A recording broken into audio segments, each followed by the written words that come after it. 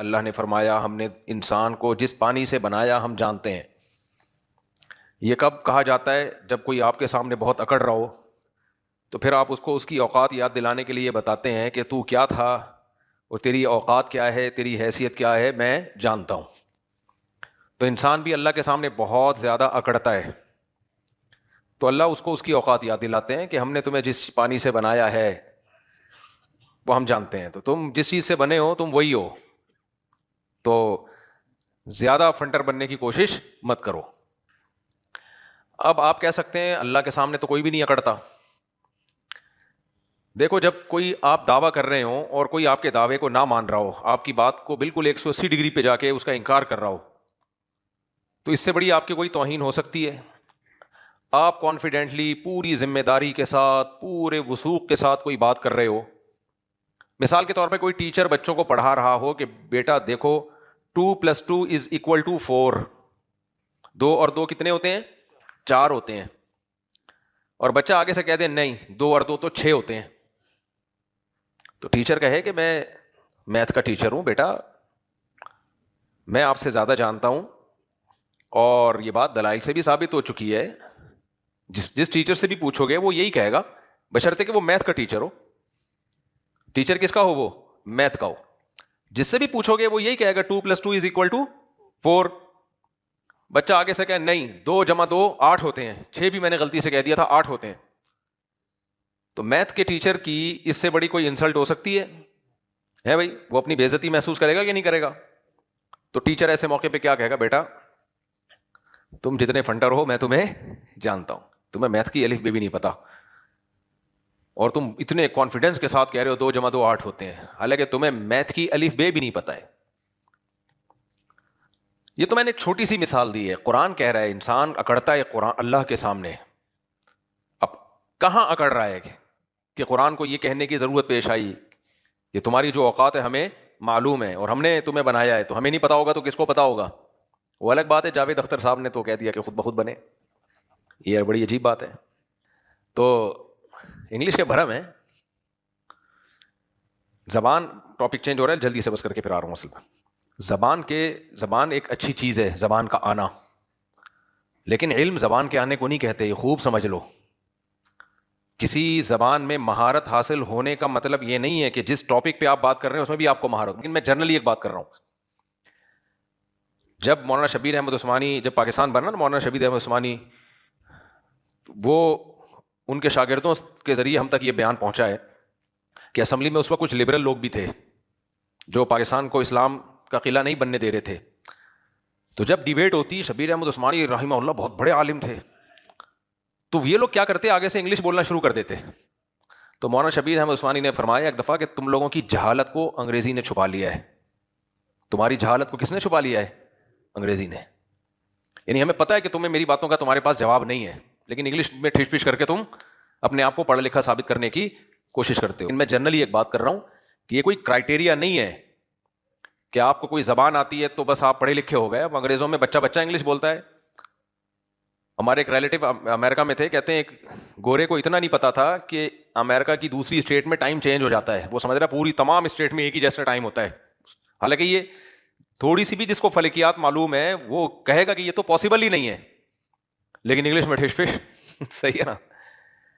تو کبھی بھی کسی کی زبان سے متاثر نہ ہوا کریں، زبان سے متاثر نہ ہوا کریں. آپ کہہ رہے ہو آپ مجھے اس پہ بولنے کی کیا ضرورت ہے؟ اس لیے ضرورت ہے کہ اس زمانے میں کچھ اسکالرز ایسے ہیں جو علم میں بالکل زیرو ہیں، بالکل فارغ ہیں، لیکن تھوڑی سی ٹرمز انگریزی کی یوز کرتے ہیں، استعمال کرتے ہیں، ٹھش پش لگاتے ہیں. لوگ کہتے ہیں یار کیا ماشاء اللہ زبردست، حالانکہ بالکل فارغ بات ہوتی ہے. وہ 0/0 اس کی ویلیو ہوتی ہے. اچھا، انسان کی نفسیات یہ ہے کہ جو نالج اس کے پاس نہیں ہوتی نا، تو وہ والی نالج اگر کوئی غلط بھی رکھے گا تو انسان اس سے متاثر ہوتا ہے کہ چلو اس کے پاس کچھ نالج تو ہے، مجھے تو پتہ ہی نہیں. مثال کے طور پر آپ کو اگر ہسٹری کا نہیں پتا، تاریخ کا پتہ ہی نہیں ہے کہ ہسٹری میں کیا ہوا ہے، اب کوئی آ کے قصے سنانا شروع کر دے، یار وہ بنو امیہ میں یہ ہوا تھا، پھر فلانا کمانڈر دریافت ہوا تھا، پھر یہ ہوا، پھر یہ ہوا، پھر یہ ہوا. بولو گے یار نالج. آپ کو کیوں وہ نالج لگ رہی ہے؟ اس کے کانفیڈنس کو دیکھ کے، اور اس لیے لگ رہی ہے کہ آپ کے پاس ذرا سی بھی نہیں ہے. سمجھ رہے ہو نا؟ تو اس لیے آپ کو لگ رہا ہے کیا ہے، وہ پڑھا لکھا لگ رہا ہے، یار کیا نالج ہے، حالانکہ وہ پھینک رہا ہوتا ہے. اب آپ نے کیونکہ ہسٹری آپ نے خود پڑھی نہیں ہے, آپ کو خود معلومات ہے نہیں, تو وہ پھینک رہا ہوگا, آپ سمجھ رہے ہو یار کیا کانفیڈنس ہے, حالانکہ وہ جھوٹ اور غلط چیز پہ کانفیڈنس ہوتا ہے جو اور زیادہ برا ہے. تو اس لیے میرے بھائی کبھی کسی کے اسٹائل سے, کسی کی باتوں سے, کسی کی انگلش سے, کسی کی ٹھش پش سے, اسی طرح مذہبی لوگ کیا کر رہے ہوتے ہیں, جو علماء ہیں بعض دفعہ وہ عربی کا بھرم, جو باطل علماء ہیں وہ عربی کا بھرم مار رہے ہوتے ہیں. ایک یوٹیوب پہ ایک اسکالر ہے, نام نہیں لوں گا, آپ نہیں جائیں گے ان کی طرف, میرا مقصد کسی کی برائی نہیں ہے, انہوں نے میرے خلاف ایک کلپ بنایا, اس میں عربی کی اصطلاحات بہت استعمال کی ہیں کہ اصل استدلال فقہ کی نا, جو اصول فقہ پڑھا ہوا ہے ایسا لگ رہا ہے کہ اصل استدلال اس سے یہ ہوتا ہے فلاں. میں نے کہا بہت لمبی, کوئی بات نہیں اس میں, لیکن لوگ کہہ رہے ہیں یار علوم, علم بھی نہیں, کیا ہے علوم, پورا اصول فقہ پڑھا ہوا ہے. تو بھرم چل رہا ہے, دور کس کا چل رہا ہے, بھرم کا دور چل رہا ہے, جس کے بھرم ہے اس کا پلڑا کیا ہے, بھاری ہے. میں اب ایک چھوٹی سی مثال دیتا ہوں آپ کو. ہمارے ایک دوست, میں نے پہلے بھی واقعہ سنایا ہے, ہمارے ایک دوست اسلامیات کا پیپر یہ انہوں نے اپنا واقعہ سنایا. اب انہوں نے جھوٹ بولا تو بھائی وہ ذمہ دار ہے, لیکن مجھے نہیں لگتا کہ وہ اتنا بڑا جھوٹ بولے گا میرے سامنے اور یا کسی کے بھی سامنے. کہتے ہیں اسلامیات کا پیپر تھا یا کوئی تاریخ کا پیپر تھا, مجھے یاد نہیں, تو اس میں تھا کہ کسی مشہور شخصیت کے بارے میں نا, جو پاکستان بنانے میں جن کا بڑا کردار رہا, اس پہ کوئی نوٹ لکھیں, مضمون لکھیں. کہہ رہے ہم نے کبھی پڑھا ہو تو ہمیں پتا ہو کہ مشہور شخصیات کون کون سی ہیں. ان کے ابا کا نام تھا تمییز الدین. کہتے ہیں میں نے اپنے ابا پہ نوٹ لکھ لیا مولوی تمییز الدین رحمت اللہ علیہ.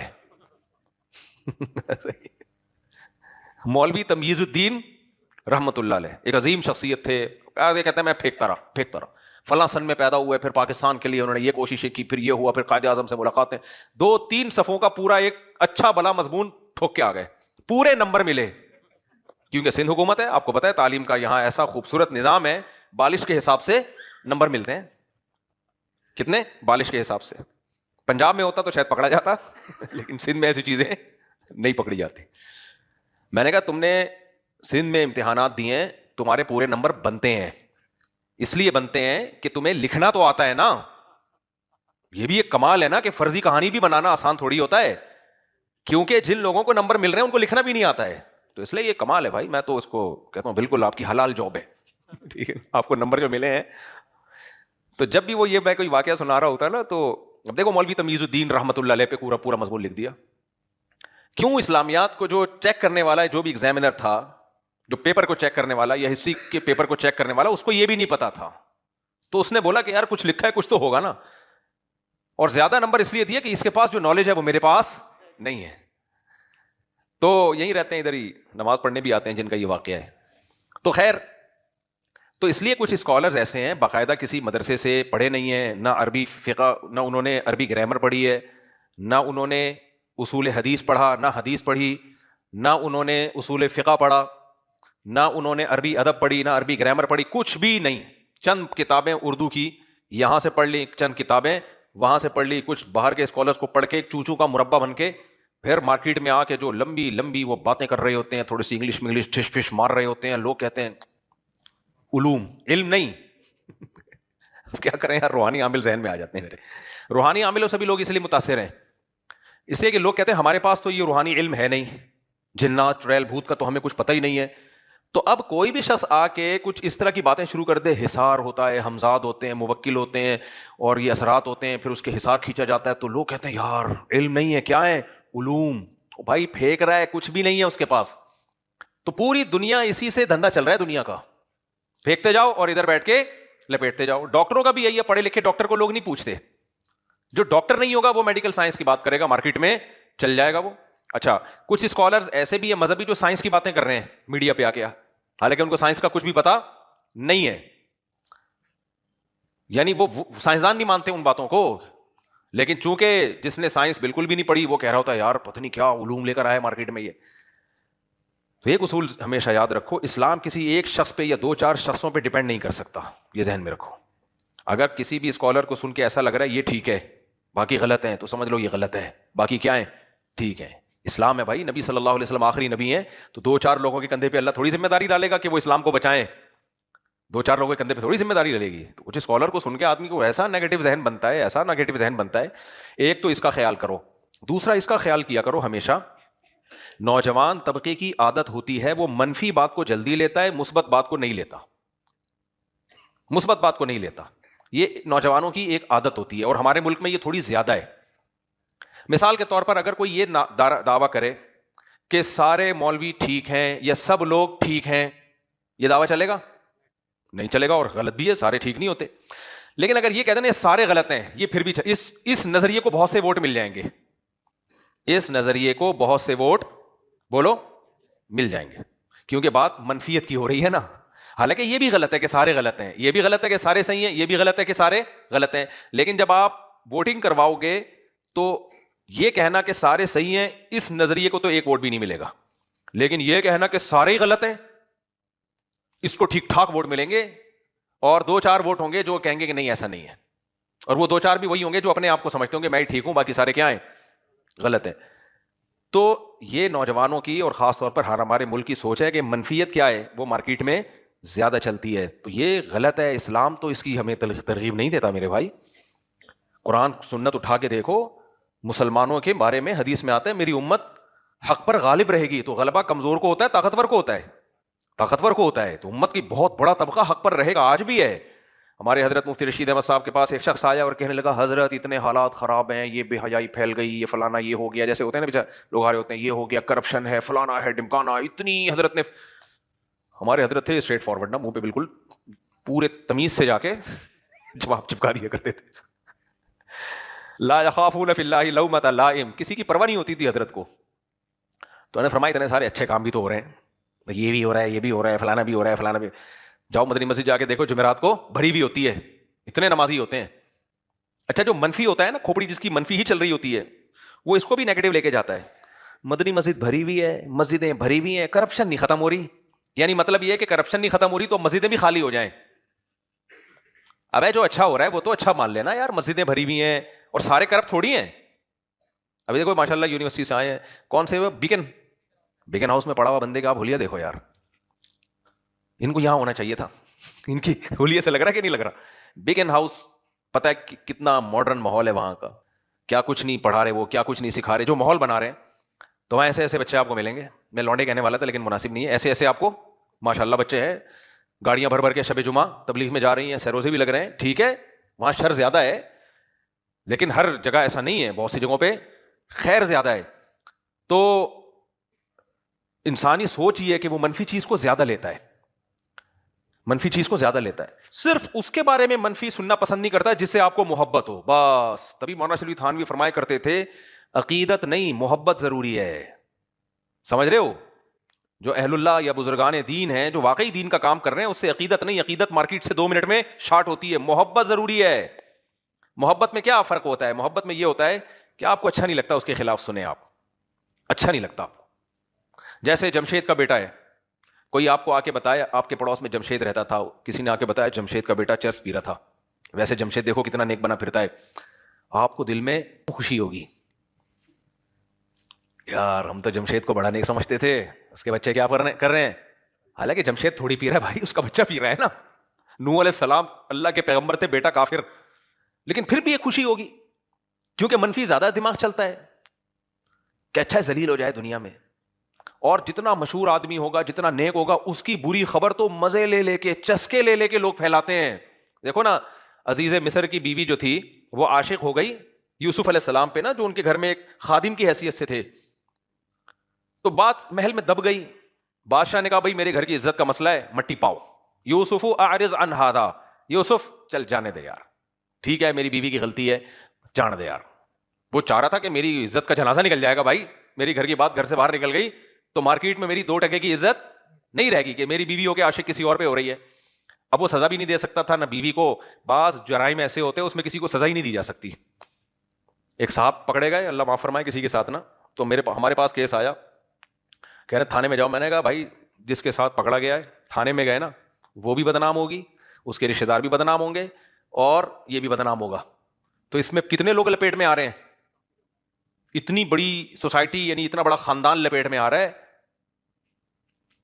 مٹی پاؤ.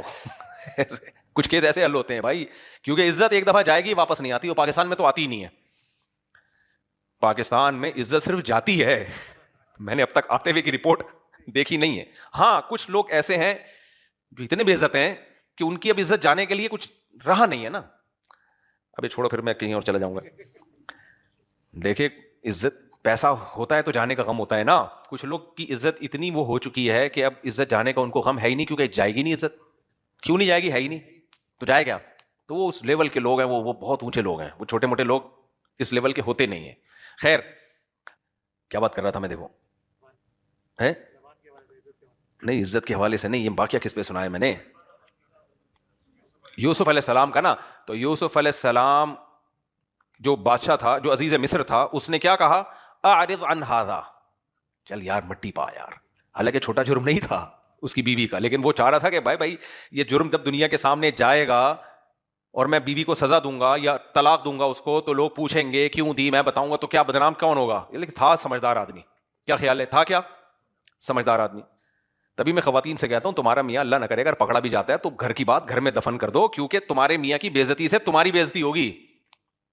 عورتیں بڑی بیچاری بے وقوف ہوتی ہیں, کوئی بھی میاں کو کچھ الٹا سیدھے کام میں دیکھ لیا فوراً دنیا کو بتانا شروع کر دیتی ہیں میری یہ ایسا. ابے بھائی اس کی تو بے عزتی ہوگی, تیری بھی کبھی عزت نہیں ہوگی. اور جو عورتیں چسکے لے کے سن رہی ہیں نا تیرے میاں کی برائیاں, کل تھوڑا سا ان کا اختلاف ہو گیں گے, ہاں ہے تو تیرا میاں تو ایسا ہے.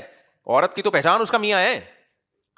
تبھی کہتے ہیں نا, عقل مند لوگوں نے کہا ہے کہ عقل مند عورت اپنے میاں کو شہزادہ بنا کے رکھتی ہے اور شہزادی کہلاتی ہے, اور اس کی برائیوں کو گھر میں دفن کر دیتی ہے. اور بے وقوف عورت اپنے میاں کی ساری دنیا میں چرچے بیان کرتی ہے. وہ میاں بھی تو حرکتیں دیکھو نا, پکڑے جا رہے ہیں آج کل. موبائل میں دیکھو تو وہاں کچھ چیز سے پکڑے جا رہے ہیں, انٹرنیٹ پہ بیٹھا ہوا ہے پتہ نہیں فوش فلمیں, اللہ معاف فرمائے, بولتے ہوئے بھی برا لگ رہا ہوتا ہے. وہ دیکھتا ہوا پکڑا گیا, یہ آج کل رپورٹیں آ رہی ہیں, اللہ معاف فرمائے. تو میں ان عورتوں کو بولتا ہوں, بھائی برا کیا, میں اس کو فیور نہیں کر رہا, لیکن دفن کر دو گھر کے اندر. بچوں کو پتا چلے گا ابا یہ کر رہے تھے, بچوں کے دل میں کیا عزت رہے گی؟ بچے بھی کریں گے کہ نہیں کریں گے یہ کام پھر؟ لیکن منہ ہی نہیں, کنٹرول ہی نہیں ہے, کنٹرول ہی نہیں ہے منہ کے اوپر. اللہ میاں نے میاں بیوی کو لباس بنایا ایک دوسرے کا. لباس کا مطلب ہے چھپاؤ بھائی, ایک دوسرے کی چیزوں پہ پردہ ڈالو. اب بے وقوف عورت نے اپنے پرانے تعلقات بتا دیے شوہر کو. تم کیوں بتا رہی ہو بھائی, چھوڑ دو, جمشید کیسا تھا, ستار کیسا تھا, مٹی پاؤ. اور اگر اس نے حماقت کر کے بتا دی ہیں تو تم چھپا دو اب اس کو بیگم, بس پرانی باتیں کیا کرو, اور کریز رہا ہوتا ہے اور مزے لے رہا ہوتا ہے. پھر جب لڑائی ہوگی تانے دے گا اس کو, تم نے خود بتایا تھا, تمہیں یاد ہے, آج میں پکڑا گیا ہوں تو تم نے تو خود پکڑوایا اپنے آپ کو. کیا گند چل رہا ہے. تو بس وہ بے لگام زبان ہے. اللہ میاں نے حکم دیا پردے ڈالو بھائی. اپنے گناہ کو بھی کسی کے سامنے ظاہر کرنے کی اجازت نہیں ہے. نبی صلی اللہ علیہ وسلم نے فرمایا کل امتی معافن الا المجاہرین, جہار کرنے والے جو اپنے گناہ کو لوگوں کے سامنے بیان کر دیتے ہیں ان کا گناہ قابل معافی نہیں رہتا. اللہ کہتے ہیں تجھے خود شرم نہیں آ رہی اپنے گناہ پہ؟ جس چیز پہ شرم آتی ہے وہ بیان کیا جاتا ہے.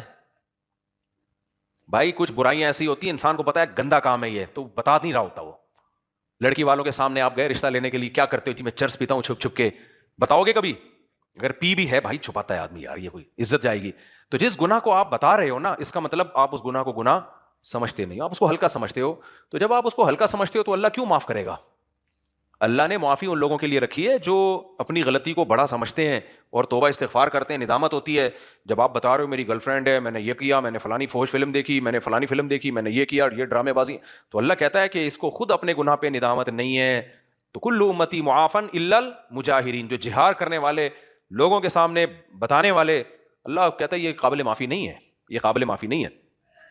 تو میں وہ مثال دے رہا تھا نا کہ چھپائے, ہاں. تو یوسف علیہ الصلوۃ والسلام نے بھی بیوی کو, ان کی جو عزیز مصر تھا, عقل مند آدمی معلوم ہوتا ہے, اس نے بیگم کو بولا مٹی پا بھائی, کیا کر دے. یہ نہیں کیا اس نے بلایا, اس کے سسرال فون کیا, اپنے سسر کو دیکھ لیا اپنی بیٹی کی حرکتیں. پاکستانی ہوتا یہ کام کر رہا ہوتا, دیکھ لیا, اور وہ سالے اور سسر آستین چڑھا کے تگڑ تگڑ دوڑتے ہوئے آ رہے ہوتے. اور جو ہوتا ہے ہمارے یہاں سسرالوں کے جھگڑے پھر چلتے ہیں, تو پھر نتیجہ نکلتا بادشاہ کی 2 ٹکے کی حیثیت. اگلے الیکشن میں جیتنا نہیں تھا اس نے, ویسے تو الیکشن نہیں ہوتے تھے, وہاں سلیکشن ہی ہوتی تھی. خیر جیسے ہمارے استغفر اللہ, تو وہ نہیں آنا تھا اس نے, ٹھیک ہے نا. دوبارہ ایک تو میں پتہ نہیں منہ سے کیوں ایسی غلط غلط باتیں نکل جاتی ہیں, یعنی صحیح صحیح یعنی غلط غلط, ٹھیک ہے نا. اچھا خیر, تو اب کیا ہوا, لیکن بات کیا ہو گئی, لیک آؤٹ. بادشاہ کا آرڈر تھا, عزیز مصر بھی بادشاہ کا نائب ہوتا تھا, تو اس کا آرڈر کیا ہلکا آرڈر ہے. اور اس نے اپنی بیوی سے کیا کہا, اچھا بیوی کو ڈانٹ بھی نہیں رہا زیادہ, بھائی ڈانٹوں گا آگے سے وہ جواب دے گی, پھڈا شروع, جہاں پھڈا ہوا بات مارکیٹ میں پھیل جائے گی. اس لیے اس نے اپنی بیوی سے وہ بات کہی جو مولوی لوگ کہہ رہے ہوتے ہیں، حالانکہ وہ مولوی نہیں تھا، نہ مسلمان بھی نہیں تھا. کہنے لگا وَاسْتَغْفِرِي لِذَنْبِكِ، اپنے گناہ پہ استغفار کر لے. جو بھی ان لوگوں کا، جس کو بھی بھگوان مانتے ہوں گے، جو بھی ان کا خدا ہو، جو انہوں نے تصور کیا ہوا ہوگا، یا ہو سکتا ہے اللہ کو مانتے ہوں، شرک بھی کرتے ہوں، کہ کیا کر، کیونکہ یہ زنا جو ہے نا، زنا تمام دینوں میں، تمام تہذیبوں میں حرام رہا ہے. ہم جب ہدایہ پڑھتے ہیں نا، 700 سال پہلے کی کتاب ہے ہدایہ، تو اسلامی قانون ہے، اس میں لکھا ہوا ہے کہ فَإِنَّ الزِّنَا حَرَامٌ فِي الْأَدْيَانِ كُلِّهَا. اس وقت دنیا میں کسی قوم میں بھی نا زنا لیگل نہیں تھا. یہ یورپ نے آ کے لیگل کیا اس کو، اور یہ نظریہ ضرورت کے تحت لیگل نہیں کیا. جب مذہب سے پیچھے ہٹے تو حیوانیت آ گئی سوسائٹی میں، جب حیوانیت آ گئی تو ایکسیپٹ کرنا پڑا اس کو، کیونکہ مذہب روک سکتا ہے. مذہب کو نکال دیا تو اب درندگی، جو کام جانور کرتے ہیں فزیکل ریلیشن، تو وہ کام انسانوں میں آ گیا. مجبور ہو گئے، اب روک نہیں سکتے. شراب بھی آ گئی، جوا بھی آ گیا، زنا بھی آ گیا، خنزیر بھی آ گیا. پہلے گورے تھوڑی خنزیر کھایا کرتے تھے، اب ساری چیزوں کو انہوں نے لیگل کر کے، یہاں تک کہ پھر وہ مردوں سے بدفعلی بھی آ گئی تو اس کو بھی لیگل. سب کچھ کیا ہو گیا ان کے ہاں؟ لیگل. وہی غلاظت، گندگی، پلیدی اور ناپاکی کو لیگل کر کے تہذیب کا لیبل لگا دیا کہ ہر انسان آزاد ہے. تو یہ ایسے نہیں ہوا کہ کچھ ان کے ماہرین بیٹھ کر انہوں نے لیگل کیا ہو، بلکہ جب اللہ کا تصور نکلا تو برائیاں خود بخود آتی ہیں سوسائٹی میں. تو جاوید اختر صاحب کو کوئی ہمارا پیغام پہنچا دے کہ خدا کا جو انکار ہے نا، اس سے جو اخلاقی جرائم جنم لیتے ہیں وہ بہت سنگین نوعیت کے ہوتے ہیں، اور لوگ اس جرم کو جرم کہنا بھی چھوڑ دیتے ہیں، جرم کہتے بھی نہیں ہیں. ایسے جرائم ہوتے ہیں. تو مذہب ہے جو روکتا ہے انسان کو. خیر، تو میں یہ کر رہا تھا یوسف علیہ السلام کی نے کتنی، وہ ان کے جو عزیز مصر تھا اس نے کتنی پابندیاں لگائی ہوں گی، بات آگے نہ جائے، تو بھی توبہ استغفار کر، بس ہو جاتا ہے، انسان ہے، تو بھی انسان کی بچی، میں بھی انسان کا بچہ ہوں، بس آفیشلی روکا ہوگا نا. چند دنوں میں پورے مصر میں خبر پھیل گئی تھی. وقال نسوة في المدینة امرأة العزیز تراود فتاها عن نفسی. مدینہ یعنی شہر کی عورتیں، کہ تقریباً سبھی کی زبان پہ یہ تھا، ابے بھائی تمہیں پتا ہے بہن کیا چل رہا ہے مارکیٹ میں؟ ہاں بھائی بتا. وہ فوراً عشق معاشقے کے کیس آ رہے ہیں، تو یہ تو ہو جاتے ہیں. نہیں، بادشاہ کی جو عزیز مصر ہے اس کی بیوی ہو کے عاشق ہو رہی ہے کس پہ؟ اپنے خادم پہ، گھر کے ملازم پہ. انا لنراها فی ضلال مبین. میرا مقصد بہن تمہیں کوئی غیبت کرنا نہیں ہے کسی کی، بس میں یہ بتانا چاہ رہی ہوں کہ مجھے یہ اچھا پسند نہیں آیا بالکل بھی. فی ضلال مبین، یہ تو کھلی گمراہی ہے. اتنے اونچے طبقے کی عورت ہو کے عاشق ہو رہی ہے گھر کے خادم پہ. تو اس لیے میں نے یہ رپورٹ آپ کے سامنے پیش کی، ورنہ میرا مقصد کسی کی برائی نہیں ہے. ہم بھی ایسے ہی غیبتیں کر کے نا کسی کو بتانا نہیں. میں تو ویسے ہی بتانا چاہ رہا ہوں فلاں کی بیٹی گھر سے بھاگ گئی ہے، بس میرا مقصد کسی کی غیبت نہیں ہے. صرف یہ بتانا چاہ رہا تھا پتہ چلے ہو کیا رہا ہے سوسائٹی میں. ابے تیرے بتائے بغیر بھی پتہ چل جاتا ہے لوگوں کو. ہر آدمی غیبت پہ ایک اچھا لیبل لگا کے لوگوں کے گھروں کے راز فاش کر رہا ہوتا ہے. یہ جو ہے نا نالج، نبی صلی اللہ علیہ وسلم نے ایک دعا سکھائی ہے، اللہم انی اعوذ بک من علم لا ینفع. اے اللہ اس علم سے تیری پناہ مانگتا ہوں جو فائدہ نہ پہنچائے. ہر نالج اچھی نالج نہیں ہوتی. آپ کو سب کے گھروں کا پتا ہے، کس کی بیوی بھاگ گئی، کس کا کس کے ساتھ چکر چل رہا ہے، کس کی بیٹی کا کہاں سے چکر چل رہا ہے، اور آپ کو میں ایک نالجیبل آدمی ہوں. یہ والی نالج شیطان کے پاس بولو زیادہ ہوتی. کچھ چیزوں سے جاہل رہنا یہ عالم ہونے کی دلیل ہوتی ہے، اور کچھ چیزوں کا علم ہونا یہ جاہل ہونے کی دلیل ہوتی ہے.